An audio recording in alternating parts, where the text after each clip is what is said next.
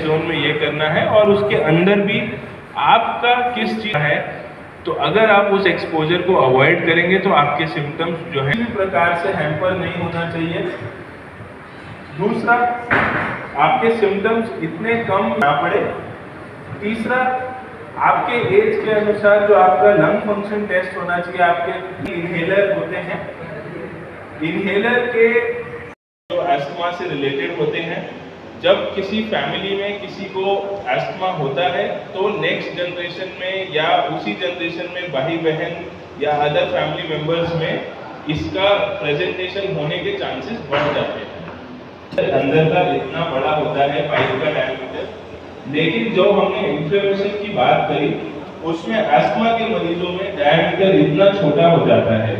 तो जब सांस का डायमीटर कम हो चुका है तो आपको खुल के सांस नहीं आएगा, आपको खांसी होगी। आपको एस्थमा का जो प्रेवलेंस है वो बढ़ता जा रहा है। आपने देखा होगा कि हम सबने कोविड पैंडेमिक में बहुत सब लोगों को सांस का सिम्टम्स और एस्थमा के मरीजों की संख्या कोविड के बाद बढ़ गई है।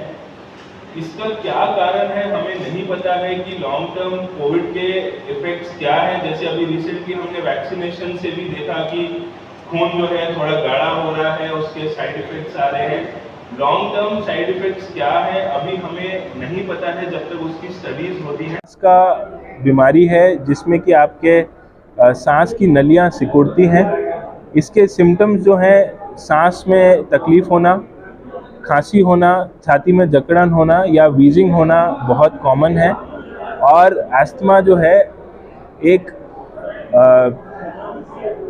लाइफ थ्रेटनिंग बीमारी बन सकती है, लेकिन अगर आप इसका प्रॉपर डायग्नोसिस कराते हैं, प्रॉपर ट्रीटमेंट कराते हैं तो आपका लाइफस्टाइल हैम्पर बिल्कुल नहीं होगा। आप अपने सारे रोज़मर्रा के कार्य बिना किसी डर के कर पाएंगे और आपके खान पान में या आपके एक्सरसाइज कैपेसिटी में कोई गिरावट नहीं आएगी। कोई एक ऐसा लक्षण जैसे यदि आपको कोई एलर्जी के सिम्टम्स हैं, जैसे कि बार बार छींक आना, नाक से पानी आना, नाक में खुजली होना या गले में खराश रहना जो लंबे समय तक चल रहा है और बिना मेडिकेशन के कम नहीं होता है, ऐसे केसेस को आपको फर्दर इन्वेस्टिगेट ज़रूर कराना चाहिए। अभी लोग जिनको अस्थमा हो गया जी, एस्थमा जिन मरीजों को है उन मरीजों के लिए सबसे पहली और इम्पॉर्टेंट सलाह ये है कि आपके मेडिकेशन को बिना डॉक्टर की सलाह के बंद मत करिए या फिर उसका डोज चेंज मत करिए।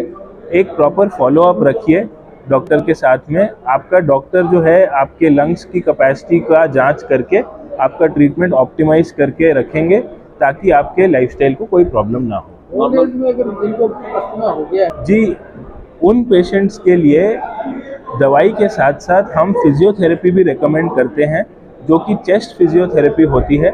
और वो फिजियोथेरेपी के माध्यम से अलग अलग एक्सरसाइज होती हैं जिसमें कि सांस की कैपेसिटी को बढ़ाने के कोशिश करी जाती है। ऐसे पेशेंट्स को दवाई बिल्कुल भी नहीं रोकनी चाहिए और एक प्रॉपर फॉलोअप और निगरानी के तहत अपना ट्रीटमेंट कंटिन्यू रखना चाहिए।